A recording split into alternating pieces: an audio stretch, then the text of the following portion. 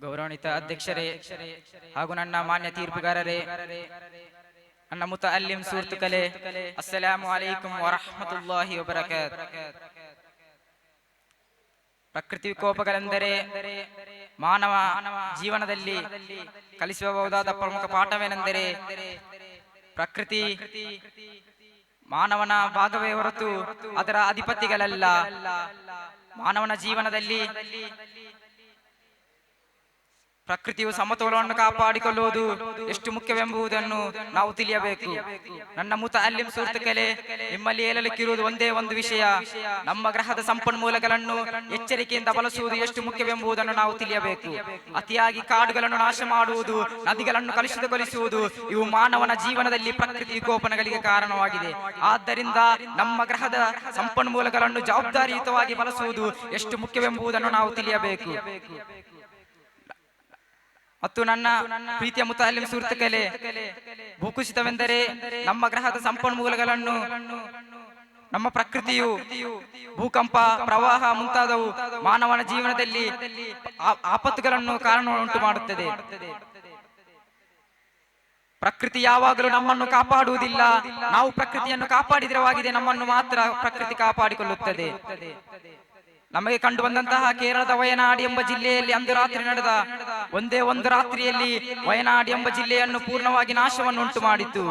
ಇದಕ್ಕೆಲ್ಲ ಕಾರಣ ಪ್ರಕೃತಿಯನ್ನು ನಾಶ ಮಾಡಿದ ಕಾರಣವಾಗಿದೆ.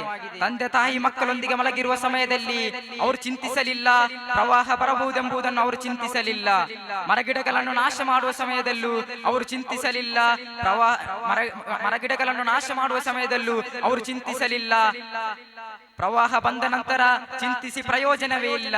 ಇದಕ್ಕೆಲ್ಲ ಕಾರಣ ಪ್ರಕೃತಿ ವಿಕೋಪಗಳನ್ನು ನಾಶ ಮಾಡಿದ ಕಾರಣವಾಗಿದೆ. ಅಲ್ಲಾಹನು ಕುರ್ಆನಿನಲ್ಲಿ ಹೇಳುತ್ತಾನೆ, ವಲ್ ಜಿಬಾಲು ಔತಾದ, ಭೂಮಿಯು ಸಮತೋಲವನ್ನಾಗಿ ಹಿಡಿದುಕೊಂಡಿರುವುದು ಪರ್ವತಗಳಾಗಿದೆ, ಗುಡ್ಡಗಳಾಗಿದೆ, ಅಂದರೆ ಭೂಮಿಯ ಒಂದು ಹಾನಿಯಾಗಿದೆ ಎಂಬುದಾಗಿದೆ. ಅಲ್ಲಾಹನು ಕುರ್ಆನಿನಲ್ಲಿ ನಬಅ ಸೂರತಿನ 7ನೇ ಆಯತಿನಲ್ಲಿ ಅಲ್ಲಾಹನು ಹೇಳಿರುತ್ತಾನೆ. ಈಗಿನ ಜನರು ಗುಡ್ಡಗಳನ್ನು, ಪರ್ವತಗಳನ್ನು ಸಮತೋಲವನ್ನಾಗಿ ಮಾಡಿಕೊಂಡು ಅಧಿಕವಾಗಿ ಮನೆಗಳನ್ನು, ಅಧಿಕವಾಗಿ ಕಟ್ಟಡಗಳನ್ನು ನಿರ್ಮಿಸಿದ ಕಾರಣ ಭೂಮಿಯನ್ನು ಸಮತೋಲವನ್ನಾಗಿ ನಿಲ್ಲಲು ಅಸಾಧ್ಯವಾಗಿದೆ. ಇದಕ್ಕೆಲ್ಲ ಕಾರಣ ಮಾನವನಾಗಿನೇ ಹೊರತು ಪ್ರಕೃತಿಯಲ್ಲ. ಮತ್ತೆ ಹೇಳುವುದಾದರೆ, ಭೂಮಿಯಲ್ಲಿರುವ ಎಲ್ಲಾ ಮಣ್ಣುಗಳನ್ನು ಮುಚ್ಚಿಸಿಕೊಂಡು ಅಧಿಕವಾಗಿ ಮನೆಗಳನ್ನು, ಕಟ್ಟಡಗಳನ್ನು ನಿರ್ಮಿಸಿದ ಕಾರಣ ಮಳೆ ಬಂದ ನೀರು ಇಂಗಲು ಮಣ್ಣಿಗೆ ಅಸಾಧ್ಯವಾಗಿದೆ. ಮಣ್ಣಿಗೆ ನೀರನ್ನು ಹಿಂಗಲು ಅಸಾಧ್ಯವಾಗಿದೆ. ಇದಕ್ಕೆಲ್ಲ ಕಾರಣ ಮಾನವನು ಅಧಿಕವಾಗಿ ಮನೆಗಳನ್ನು, ಕಟ್ಟಡಗಳನ್ನು ನಿರ್ಮಿಸಿದ ಕಾರಣವಾಗಿದೆ. ಒಂದೇ ಸ್ಥಳದಲ್ಲಿ ಮಣ್ಣಿದ್ದ ಕಾರಣ ಎಲ್ಲಾ ಮಣ್ಣುಗಳನ್ನು ಮುಚ್ಚಿಸಿದ ಕಾರಣ ಒಂದು ಸ್ಥಳದಲ್ಲಿ ಮಣ್ಣು ಅಧಿಕವಾಗಿ ನೀರನ್ನು ಹಿಂಗುತ್ತಾ ಒಂದೇ ಸ್ಥಳದಲ್ಲಿ ನೀರು ತುಂಬುತ್ತಾ ಹೊರಹೋಗದೆ ಸ್ಥಳವಿಲ್ಲದೆ ಭೂಮಿಯನ್ನು ಹೊಡೆದುಕೊಂಡು ಹೋಗುವ ನೀರಾಗಿದೆ ಅವತ್ತು ವಯನಾಡಿನಲ್ಲಿ ನಮಗೆ ಕಂಡು ಬಂದದ್ದು. ವಯನಾಡಿನಲ್ಲಿ ನಮಗೆ ಕಂಡು ಬಂದಂತೂ ಇದೇ ದೃಶ್ಯವಾಗಿದೆ. ಭೂಮಿಯನ್ನು ಹೊರ ಹೋಗುವ ಸಮಯದಲ್ಲಿ ಅವನು ಶ್ರೀಮಂತ, ಅವನು ಬಡವಂತ ಎಂಬುದನ್ನು ನೋಡದೆ ಎಲ್ಲರನ್ನು ಕೊಚ್ಚಿಕೊಂಡು ಹೋಗುತ್ತದೆ ಪ್ರವಾಹ.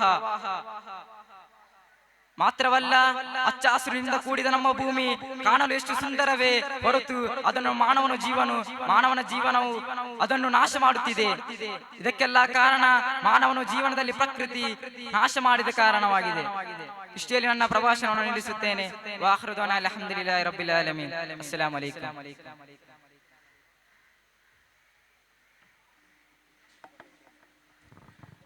Next chord